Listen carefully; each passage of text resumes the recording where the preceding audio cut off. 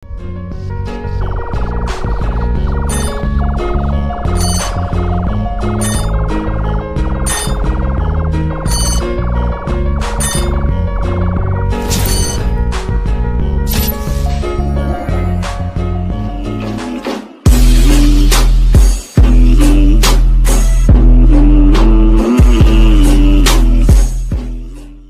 ini awalnya adalah istri seorang pria kaya.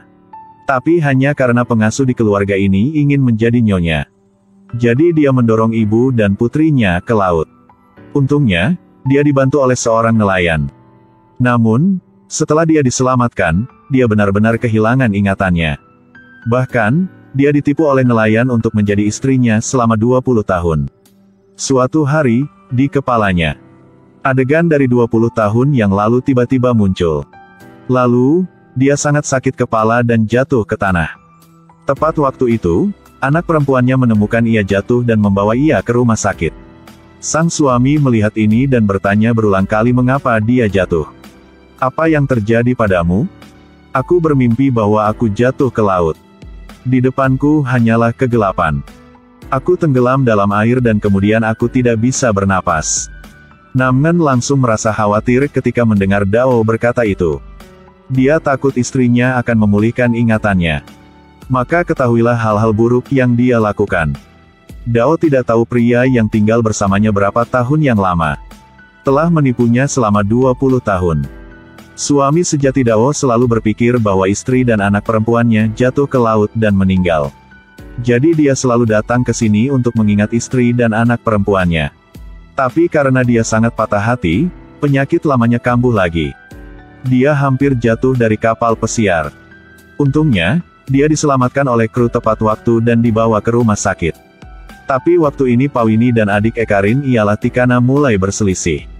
Keduanya ingin tinggal di rumah sakit untuk merawatnya. Tapi Ekarin sangat paham apa yang mereka berdua pikirkan. Mereka hanya ingin mengincar harta Ekarin. Jadi Ekarin menolak mereka mentah-mentah. Dia bahkan meminta Fasai untuk merawatnya. Pawini benar-benar tidak paham mengapa gadis yang biasa seperti Fasai telah trik apa yang ia gunakan untuk menyenangkan Ekarin. Dia berpikir bahwa Fasai juga ingin merebut properti Ekarin.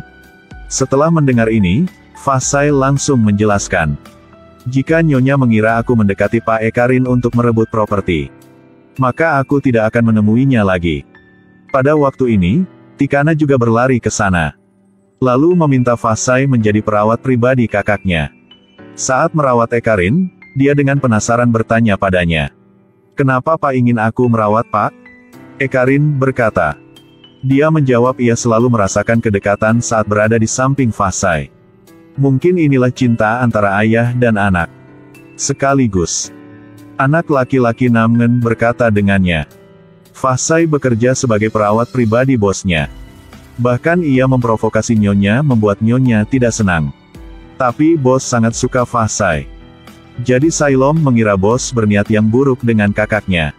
Namngen langsung marah setelah mendengar ini dan mau mencari bos untuk bertanya tentang segalanya. Dao khawatir suaminya tidak bisa mengendalikan emosinya, jadi dia mengejarnya. Ketika mereka memasuki kamar rumah sakit, Ekarin masih tertidur lelap. Dao segera mendekati ranjang pasien. Dia segera merasakan keakraban dengan pria ini. Aku merasa pria ini terlihat familiar. Namngen menyelamatkan seorang wanita cantik dengan kehilangan ingatan di pantai. Jadi dia menipu wanita ini untuk menjadi istrinya selama 20 tahun yang lama. Tapi sekarang dia tahu bahwa semuanya akan segera terungkap. Dia segera menarik tirai untuk mencegah keduanya saling bertemu. Sekaligus ia mendorong Dao keluar dari kamar pasien. Lalu, Namngen juga menyuruh Dao menunggu di luar. Agar dia masuk ke dalam untuk mengobrol dengan bos. Namngen baru saja memasuki kamar telah bertanya pada Ekarin. "Mengapa kau ingin Fasai menjadi perawat pribadi kau?" Setelah Ekarin tahu Namngen adalah ayah Fasai. Ekarin telah menjelaskan dengan tulus. Sebenarnya, dia tidak berniat buruk terhadap Fasai. Karena Fasai mengingatkannya pada mendiang putrinya. Dan istrinya. Setelah keduanya jatuh ke laut, mereka segera menghilang. Saya masih ingat adegan hari itu. Bulan Januari tahun 1995. Pada tanggal 10. Pada waktu ini, Namgen khawatir banget. Karena dia mengingatnya banget. Pada hari dia menyelamatkan ibu dan anak perempuannya. Pada hari yang sama istri bos menghilang. Kali ini, Namgen yakin. Keduanya adalah istri dan anak Ekarin yang hilang. Tapi dia mengkhianati hati nuraninya dan memilih untuk menyembunyikan kebenaran. Dan Dao yang berdiri di luar selalu merasa bahwa pria ini sangat familiar. Dia ingin memasuki ke dalam, tapi... Bu, apa yang ibu lakukan di sini? Ayahmu ingin mengobrol dengan bosmu. Lihat apakah dia benar-benar memperlakukanmu dengan baik atau tidak. Aduh, saya takut ayah bilang omong kosong dengan bos. Bu, cepat masuk ke dalam untuk melihat. Pada waktu ini, Namgen melangkah keluar. Dia dengan cepat menghentikan Dao dan tidak boleh ia masuk ke dalam. Aku sudah bertanya, tidak apa-apa. Dia adalah orang yang baik. Setelah mengatakan itu, dia menyuruh Fa Sai memasuki kamar. Dan dia menarik Dao keluar dari sini. Namgen, apa yang terjadi? Tak apa-apa. Kalau tak apa-apa. Lalu kenapa kamu perilaku seperti ini? Apalagi, kau buru-buru menarikku keluar. Apa yang bos katakan pada akhirnya? Atau apakah kau takut akan sesuatu? Jika kau tidak bilang denganku maka aku akan bertanya pada bos. Jangan pergi, aku bilang tidak apa-apa. Mengapa kamu terus-menerus bertanya untuk apa? Pergilah, pulang ke rumah. Tak berapa lama, Ekarin telah sembuh dan kembali ke hotel. Fa Sai baru saja keluar dari kamar bos. Kemudian diblokir oleh Pawini. Dia marah karena Ekarin peduli dengan Fa Sai. Jadi dia memintanya untuk membersihkan gudang. Saat Fa Sai baru saja membuka pintu gudang. Kemudian Pawini tiba-tiba muncul dan mendorongnya ke dalam. Lalu dia dengan cepat mengunci pintu. Fa Sai jatuh ke rak yang penuh dengan zat kimia yang terkandung di dalam botol. Ada beberapa zat kimia yang tumpah dan menyebabkan reaksi kimia. Bahkan melepaskan banyak gas berbahaya yang berbahaya bagi tubuh. Dan Pawini dengan semangat melemparkan kunci gudang ke air mancur. Pat melihat perilaku aneh ibunya. Dia segera paham sesuatu. Apakah ada orang di luar? Tolong bantu aku. Kemudian gas beracun mulai menyebar. Fa Sai segera pingsan. Pada saat dia merasa paling putus asa, Pat tiba-tiba bergegas masuk dan memeluknya keluar. Sekaligus, ia menyalakan keran untuk membersihkan tubuh Fa Sai. Apa yang kamu lakukan? Jangan gerak. Aku basah semua. Dengarkan aku mengatakan ini. Dengarlah. Asap yang keluar tadi beracun. Jadi kamu harus segera mencucinya, tahukah? Melihat pria ini peduli dengannya, Fa Sai sangat tersentuh. Tapi Fa Sai tidak tahu bahwa hal-hal yang dia lakukan itu semua karena ia ingin melindungi ibunya. Dia kemudian mengingatkannya untuk lebih waspada terhadap orang lain. Bagaimanapun, kamu hanya perlu waktu singkat. Telah dipromosikan dari pelayan menjadi perawat pribadi, jadi ada banyak orang cemburu.